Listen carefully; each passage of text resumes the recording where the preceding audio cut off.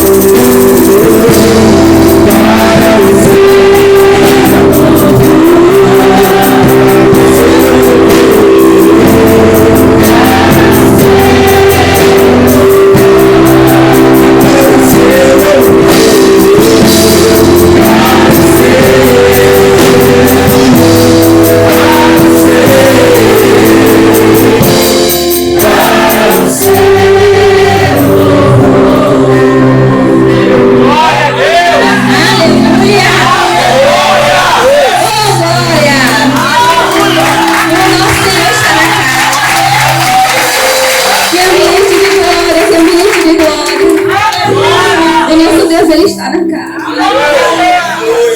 Como a Ana falou, não fique desapercebido. Não fique distraído, esse não é o momento. Fica atento, Ele está na casa, Ele está falando desde o primeiro momento. O Senhor, Ele está falando. E Ele vai continuar falando, porque Ele é fiel. Louvado seja o nome do Senhor. Eu louvo a Deus por mais essa oportunidade de estar trazendo a palavra aos irmãos. Eu louvo ao Senhor porque Ele é fiel. A gente até tenta fugir, mas Deus é bom. Obrigada. Deus é fiel. Amém? Deus é fiel. Eu vou tentar ser o mais direta e rápida possível. Mas eu prometo falar tudo aquilo que o Senhor ministrou ao meu coração para essa noite. Amém? Então, sem mais delongas, eu vou pedir para que os irmãos abram sua Bíblia em Números 21.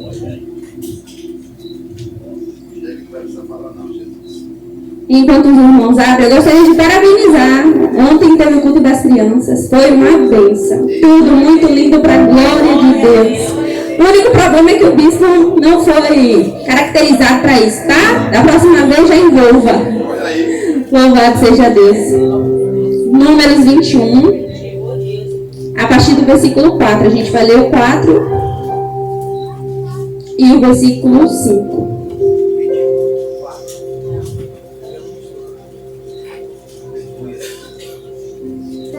Todos encontraram?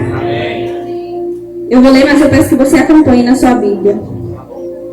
Diz assim: Então partiram no Monte Ó, pelo caminho do Mar Vermelho, a rodear a terra de Edom.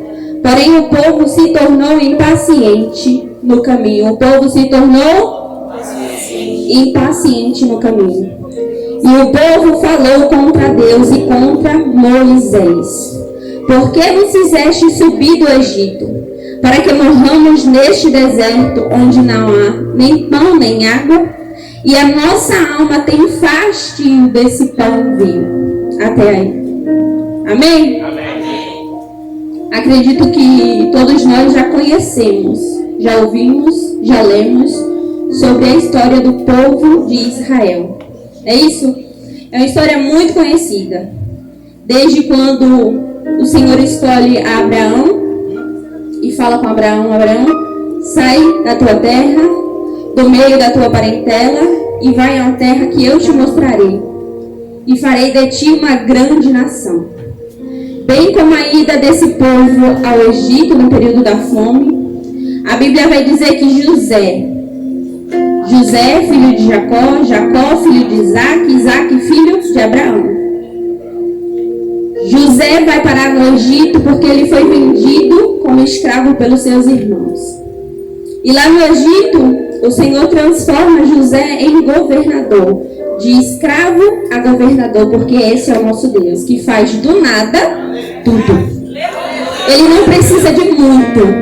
Na verdade, ele não precisa de nada para fazer. Do nada, ele faz tudo. E a Bíblia vai dizer que lá no Egito, Jacó, seu pai, vai ao seu encontro. E com Jacó, mais 70 pessoas da sua família. E no Egito eles ficam. E depois de um bom tempo, esse povo começa a se multiplicar. A ponto de Faraó, o rei Faraó, ficar preocupadíssimo. E ele busca uma forma de conter esse povo. Ele busca uma forma de parar o crescimento desse povo. Então ele bola alguns planos. Dentre eles, ele tenta matar todos os recém-nascidos do sexo masculino. Porém não consegue, porque as parteiras serviam ao Senhor. Porque as parteiras criam no Senhor. E a forma que Faraó encontra é escravizando esse povo. Parar não, mas ele escraviza. E a Bíblia diz que o povo de Israel ali no Egito, ele se torna escravo. E o povo que tem dono, quem que tem dono aqui? E o povo que tem dono clama ao Senhor. Aleluia. E Deus, ele ouve o clamor. Aleluia, Deus. E Deus ouve o clamor do povo no Egito e envia Moisés para libertar o povo do Egito. Essa é uma breve história do povo de Israel. E a Bíblia vai falar que depois que o povo sai do Egito, ele está em direção à terra prometida. É uma terra que o Senhor prometeu a Abraão, confirmou a Isaac e a Jacó. É a terra de Canaã. E lá na terra de Canaã é uma terra muito boa, né? Porém, no percurso, esse povo se torna impaciente.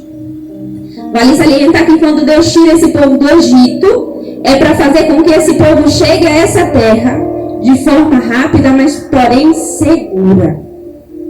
Em Êxodo 13, 17 e 18, diz que Deus guiou o povo pelo deserto, para que o povo não se encontrasse, não se debatesse com uma guerra na terra dos filisteus.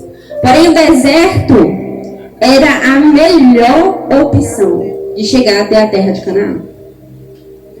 Porém, no percurso, mediante a esse trajeto, o povo se torna impaciente. E a impaciência, irmãos, é um perigo. A impaciência na vida daqueles que servem, na vida daqueles que esperam no Senhor, ela é perigosa. Porque a impaciência gera a murmuração. E a murmuração gera a ingratidão. E a ingratidão, por sua vez, gera a morte. A poder do teu sangue. Nós sabemos que o nosso Deus, ele é o dono do tempo. Não é isso? Nosso Deus é o dono do? Ele é o Senhor do tempo. O tempo está sujeito a Ele, não o contrário. Mas por muitas vezes, nós que servimos a Ele, esquecemos no meio do caminho dessa verdade. Esquecemos que o Senhor não perdeu o controle, que Ele está no controle de tudo, inclusive do tempo. E por esquecer dessa verdade, que Ele é o Senhor do tempo, nós nos tornamos impacientes. Ficamos propícios a ficar impaciente no trajeto.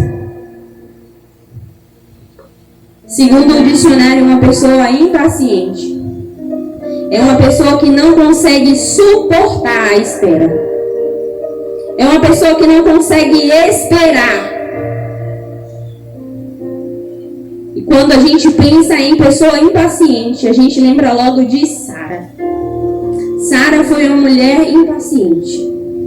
Sara não conseguiu suportar a espera, não conseguiu esperar o tempo de Deus para que a promessa se cumprisse. E ela quis adiantar. Então ela pega a sua serva e entrega ao marido. Mas há também um outro exemplo, e eu quero ler. Eu peço para que o pastor Alex coloque aqui. Os irmãos não precisam abrir. Glória a Deus, tem a TV para vocês acompanharem. Em 1 Samuel 13, a partir do verso 8.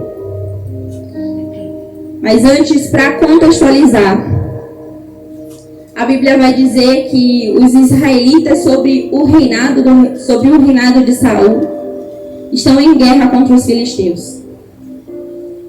E em guerra contra os filisteus, Saul recebe um direcionamento de Samuel, um acordo, dizendo: olha, Samuel fala com Saul, olha, Saul espera por 7 dias e eu vou ter encontro. Isso porque o profeta Samuel era o responsável por oferecer sacrifício, holocausto a Deus antes das guerras. O povo de Israel, os israelitas, não iam para a guerra sem antes que o holocausto fosse feito. E o rei Saul sabia disso. Então um acordo foi feito, o povo está em guerra, e Saul à espera de Samuel. Então vamos ler. 1 Samuel, capítulo 13, do verso 18, vai dizer assim: Esperou Saul 7 dias, segundo o prazo determinado por Samuel. Não vindo, porém, Samuel a Gigal, o povo se foi espalhando dali. Então disse Saul: Trazei-me aqui o holocausto e ofertas pacíficas. E ofereceu o holocausto. Mal acabara ele de oferecer o holocausto, eis que chega Samuel. Saul sai ao seu encontro para o saudar. Samuel perguntou: Que fizeste? Respondeu Saul: Vendo que o povo se ia espalhando daqui, e que tu não vinhas nos dias aprazados, e que os filisteus já se tinham ajuntado em Micmas, eu disse comigo: Agora descerão os filisteus contra mim a Gigal. E ainda não obtive a benevolência do Senhor, e forçado pelas circunstâncias, olha a desculpa, ofereci sacrifício, ofereci holocausto.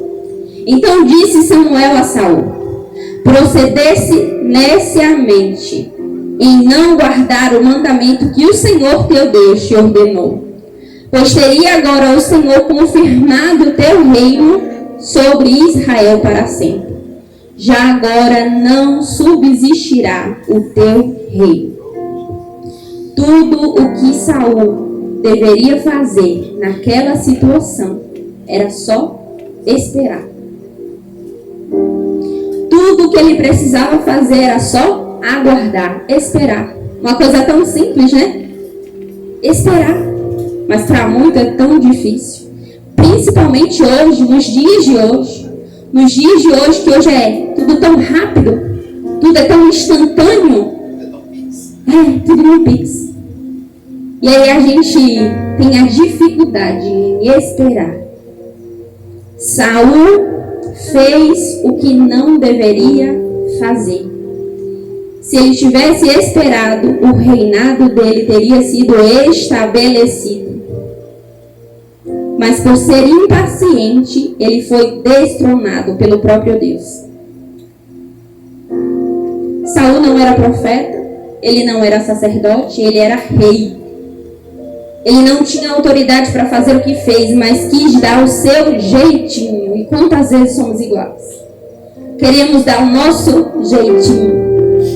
Não estamos mais tão pacientes na espera e queremos apressada no nosso jeitinho. Quantas vezes nos comportamos da mesma forma? Tão apressados, tão ansiosos, querendo tudo para já. A gente acha que com Deus vai ser assim. Eu oro agora e eu tenho que ter a resposta agora. Mas não é assim que funciona. Na grande maioria dos casos, não é assim que funciona. O Senhor exige tempo. E não é porque Ele não possa fazer naquela hora, porque Ele pode. Como eu disse, o nosso Deus, Ele é poderoso, Ele faz do nada tudo. Mas o tempo é por nossa causa. Somos nós que precisamos ser moldados. Somos nós que precisamos ser capacitados. O tempo é necessário e o Senhor sabe disso. É nós que por muitas vezes não esperamos, não somos pacientes. Os israelitas tinham uma promessa grande. Era a terra prometida em liberdade. Eles não seriam escravos lá. Eles seriam os donos da terra. Eles teriam a liberdade em Canaã, que não tinha no Egito. Porém, no caminho, a fé ela foi trocada por impaciência. E a impaciência, meus irmãos, falou mais alto do que a confiança em Deus. Eles queriam uma promessa, sim, queriam, mas não tempo. Eles queriam uma promessa cumprida, mas não o método de Deus. Quantas vezes nós somos da mesma forma? A começar por mim, enquanto o Senhor ministrava isso, eu falei, meu Deus, quantas vezes sou eu impaciente num processo de espera. O Senhor deu a palavra e Ele é fiel, porque se Ele prometeu é porque Ele vai cumprir. E a gente fica agitado querendo que Ele faça. Só que é um tempo. A Bíblia diz que é um tempo para todas as coisas debaixo do céu. Há um tempo determinado para tudo acontecer. Não é no meu tempo, não é no seu tempo, é no tempo dele. Ele é o Senhor do tempo. No caminho, a fé foi trocada pela impaciência. E é assim quando não esperamos com paciência no Senhor. Fazemos o que não deveríamos fazer. Envolvemos pessoas que não deveríamos envolver. Tudo isso para tentar adiantar o plano. E até mesmo mudar o plano. Sara fez isso quando ofereceu Agar ao seu amado Abraão. Samuel fez isso quando não esperou. Saul fez isso quando não esperou Samuel chegar para oferecer o holocausto. E os dois irmãos tiveram um grande preço pago por isso. Pagaram um grande preço. Por que não esperaram? Porque não foram impacientes. Porque foram impacientes. Espere, irmãos, no Senhor. Se Ele prometeu, como eu disse, Ele é fiel para cumprir. Ele não é como eu e nem como você. Ele é fiel. Ele é fiel, não queira antecipar os planos do Senhor. A Bíblia vai dizer que o povo no deserto, impacientes, começa a murmurar. Porque só ficar impaciente é pouco demais para demonstrar a insatisfação contra o Senhor. Eles começaram a murmurar. Murmuraram dizendo, por que nos tirou do Egito para nos fazer morrer aqui no deserto? Você acha mesmo que Deus tirou ele do deserto, tirou ele do Egito para morrer no deserto? Esse era o plano do Senhor? Nunca foi. Mas eles murmuraram. E há quem pense que Deus só ouve oração. Enganado essa pessoa está. Porque Deus também ouve murmuração. Deus, Ele ouve murmuração. Em Números 14, 27, Deus diz a Moisés e a Arão, até quando sofrerei com esta má congregação que murmura contra mim? Tenho ouvido as murmurações dos filhos de Israel, com o que proferem, ou seja, com o que dizem contra mim. Devemos nós ter o cuidado com o que dizemos, em especial para o Senhor, porque Ele ouve. Não pensa que passa desapercebido, não, Ele ouve. Ele ouve. A murmuração, assim como a oração, ela tem efeito. Deus ouve as duas e responde as duas conforme o que for dito. Crente que vive murmurando, insatisfeito com tudo, vive murmurando, vive falando e maldizendo, está exercendo não só o pensamento negativo, como alguns coaches dizem, né? Tem que ter pensamento positivo. Ele está além. Ele está desacreditando do Senhor. Quem murmura está dizendo, Deus, o que o Senhor faz por mim não é o suficiente. Deus, o que o Senhor faz por mim não é o bastante, não é o melhor. E se acha no direito de murmurar. Eu já disse algumas vezes aqui que o que desejamos para nós mesmos é bom, né, bispo? O que você deseja para você não é bom? A gente nunca vai desejar o que é mal, a gente só deseja o que é bom. Mas, irmãos, devemos ter em mente que o que o Senhor deseja, o que o Senhor tem, é infinitamente melhor. É infinitamente maior. Talvez a gente não compreenda o tempo. Talvez a gente não entenda a forma, nem o método que o Senhor utiliza. E tudo bem. Tudo bem. O que não devemos esquecer, irmãos, é que Ele tem o melhor. Não é, nunca vai ser pior, nunca vai ser menor, é sempre maior o que o Senhor tem. É sempre melhor o que o Senhor tem.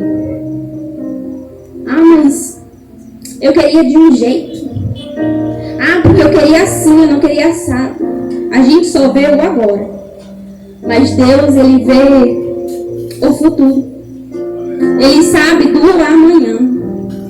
Deus, Ele tira o povo de Israel não para fazer com que esse povo fosse escravo em outro lugar. Deus tira o povo de Israel não para que eles fossem escravos em outro país, mas Ele tira o povo de Israel para dar a eles a liberdade e uma terra fértil que mana leite e mel.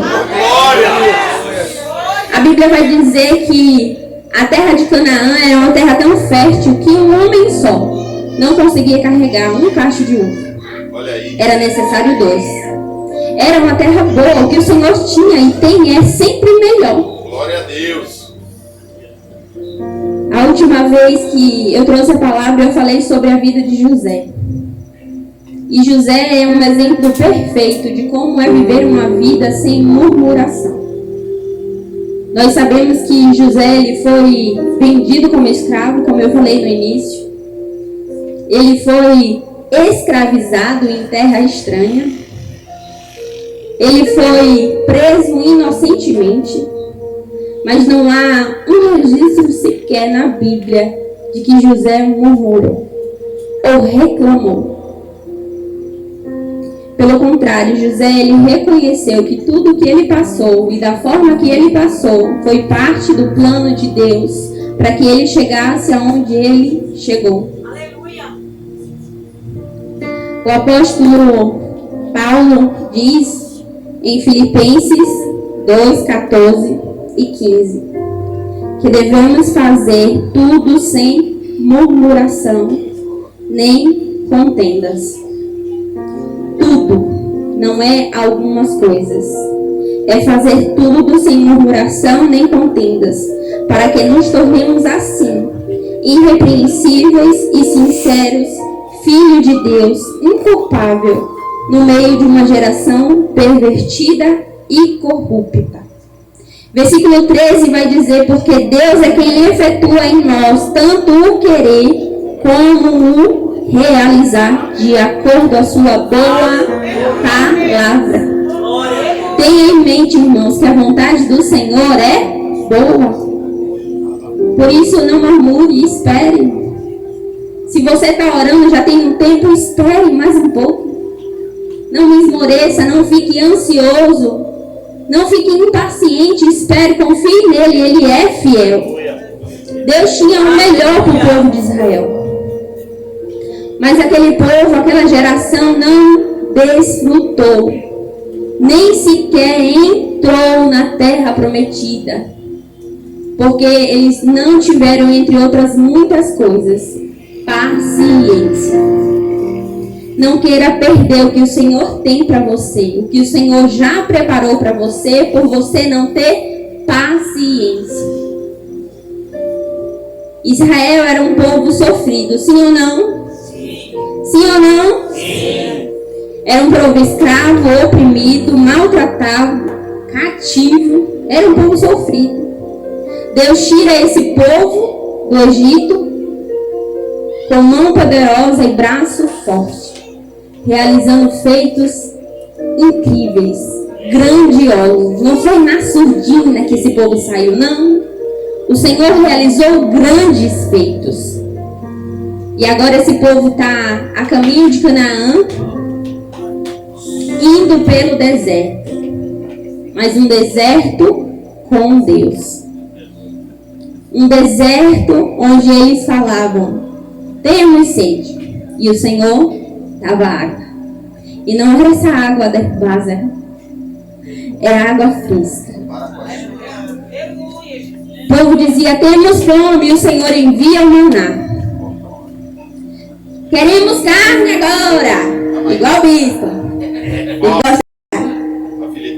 E o Senhor envia codorniz.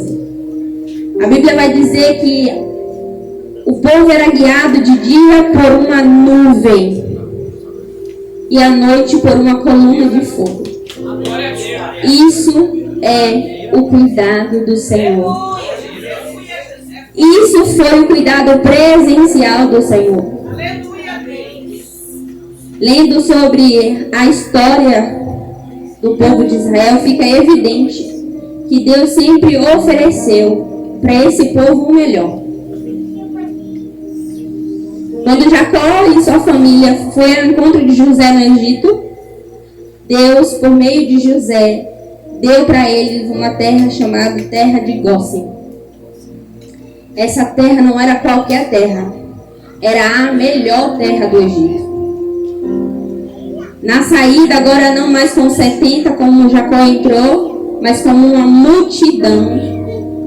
Antes de eles saírem do Egito, o Senhor dá um direcionamento a esse povo dizendo: vai aos egípcios, pega ouro, pega de prata, joias, pega tudo de valor. E eles pegaram. Os egípcios davam. Eles saíram de lá abastecidos. Não saíram com uma mão na frente, outra atrás, como dizem hoje em dia.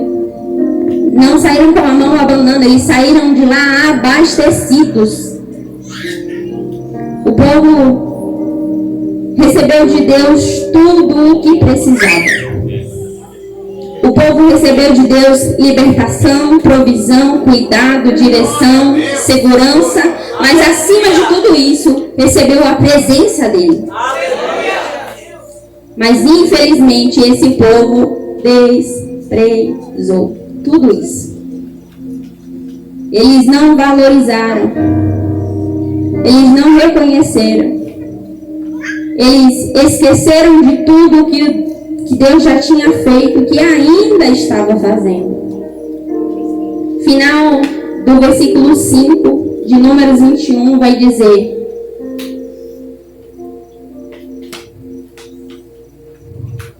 a nossa alma tem fastio desse pão vivo. Olha o tamanho da ingratidão desse povo. Quando eles dizem a nossa alma tem fastio, não é só a mente ou o corpo. Eles estão dizendo com todo o ser: nós rejeitamos o pão enviado do céu. Deus os alimenta com o maná. A Bíblia vai dizer que o maná tem gosto de bolo de mel. Não é gosto de barro.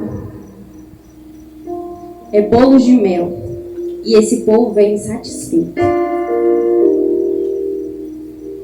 Deus os alimenta com pão do céu e ele chama de pão medíocre.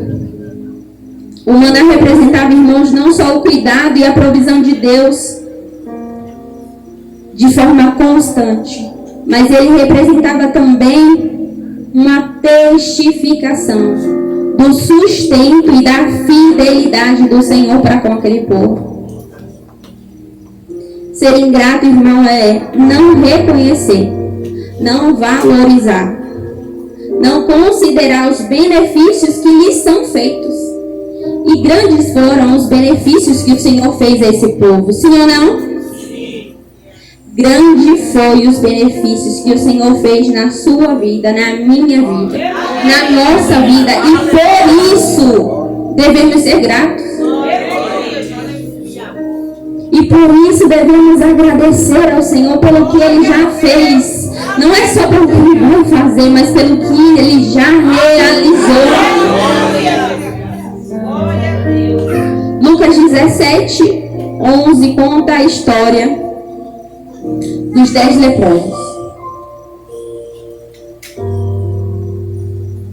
A Bíblia vai dizer que Jesus está em direção a Jerusalém e no caminho 10 leprosos vai a seu encontro, pedindo ao Senhor misericórdia, pedindo ao Senhor a cura. E o Senhor despede dizendo: ide e mostrai-vos aos sacerdotes. E no caminho, esses 10 leprosos são curados. E vendo que são curados, dos 10, apenas um retorna para agradecer ao Senhor. Apenas um, e esse um que voltou era samaritano. Naquele tempo, os judeus não se davam com os samaritanos. Para os samaritanos, os judeus eram orgulhosos e hostis. E para os judeus, os samaritanos eram impuros e traidores. Eles não se davam. Mas naquela situação, apenas o samaritano foi o único a voltar para agradecer. E Jesus, ele pergunta: não era 10 que foram curados? E o samaritano responde dizendo: não houve quem voltasse para dar glória a Deus, senão este estrangeiro. Irmãos, eu entendo que ser grato é dar glória a Deus. Ser grato é glorificar o nome do Senhor por tudo que Ele já fez. O samaritano não só foi curado como ele queria, mas a Bíblia vai dizer que ele foi salvo. Porque ele pensou isso, mas o Senhor tinha isso. E muitas vezes, igual conosco, a gente tem isso aqui, pensa isso aqui, enquanto o Senhor está querendo fazer isso aqui, querendo fazer muito mais do que pedimos, muito mais do que imaginamos. Esse é o nosso Deus. O profeta Jeremias, em Lamentações 3:21, vai dizer: quero trazer à memória o que me dá esperança. E o que dá esperança para crente é lembrar da promessa do Senhor. É lembrar da misericórdia do Senhor. É lembrar dos feitos do Senhor, do caráter imutável do nosso Deus. O que nos dá esperança é o Senhor, irmão. Não é esse mundo, não. O que nos dá esperança é o nosso Deus. Ele é a nossa esperança. A Bíblia fala muito sobre lembrar o que o Senhor fez. E acredito eu que seja porque a gente esquece muito rápido. É verdade. Muitas vezes falamos do povo de Israel, mas agimos da mesma forma.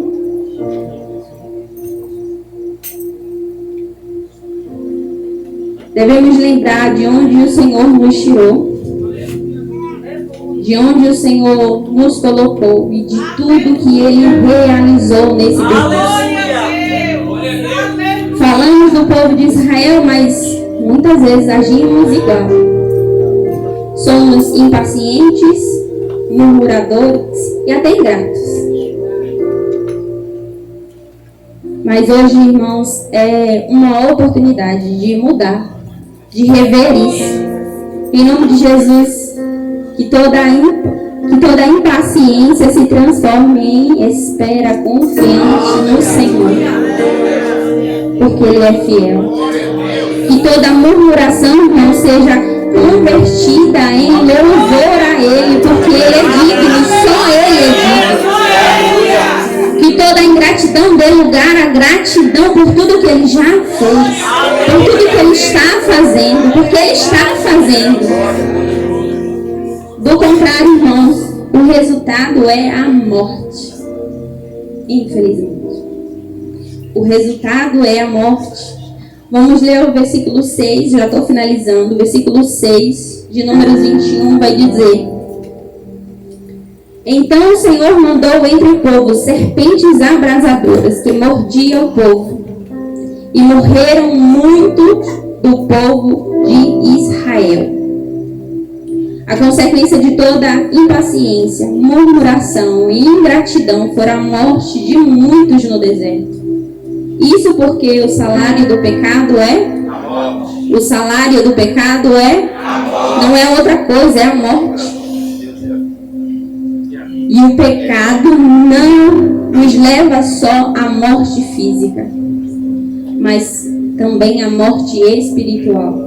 E essa é a morte que devemos nos preocupar, com a qual devemos nos preocupar. A morte espiritual. A morte espiritual nos afasta de Deus dentro da igreja. A morte espiritual, irmãos, nos tira da presença do Senhor. Nos faz perder comunhão, nos faz perder a fé, nos faz perder a salvação, nos faz perder o céu que tanto almejamos. Muitos aqui se preocupam com morte física, mas o que devemos realmente nos preocupar é com a morte espiritual. A Bíblia vai finalizar a história dizendo que o povo no deserto que não morreu se arrependeu dos seus pecados. E então o Senhor manda Moisés levantar uma serpente de bronze. E todo aquele povo que foi picado, que fosse picado e olhasse para a serpente, não mais morreria. Hoje não é mais serpente de bronze que nos livra da morte eterna. Hoje é o Filho do Homem, conforme diz João 3, 14 e 15. E como Moisés levantou a serpente no deserto, assim importa que o Filho do Homem seja levantado, para que todo aquele que nele crê não pereça, mas tenha a vida eterna. Hoje, irmãos, não é serpente de bronze que nos livra da morte eterna. Hoje é o nosso Senhor e Salvador, Jesus Cristo. Aquele que morreu, aquele que ressuscitou e hoje está sentado à direita de Deus. Aquele que vai voltar. Ele é a nossa salvação. É através dele, é por meio deles, irmãos, que somos transformados. É por meio dele que somos limpos, restaurados, aceitos e salvos. Não há outro caminho. Ele mesmo disse: eu sou o caminho, a verdade e a vida. Não há outra forma de chegar ao Pai se não for pelo Filho. Ele é o caminho. Ele é a nossa salvação. Há quem diga que a vida com Cristo é uma vida difícil. Eu discordo completamente. Difícil é viver essa vida que a gente leva sem Ele. Difícil é passar por tudo que passamos sem Ele. A vida com Cristo é uma vida muito melhor. Difícil é viver sem Ele. É viver sem o Espírito Santo que nos conforta, que nos consola, que nos ajuda, que nos anima. Ele é o nosso Senhor. Ele é o nosso Salvador. Não há outro além dele. E assim eu finalizo a minha participação. E a minha oração, irmãos, é que o Senhor ministre ainda mais no seu coração. E que o Senhor ministre no seu coração até que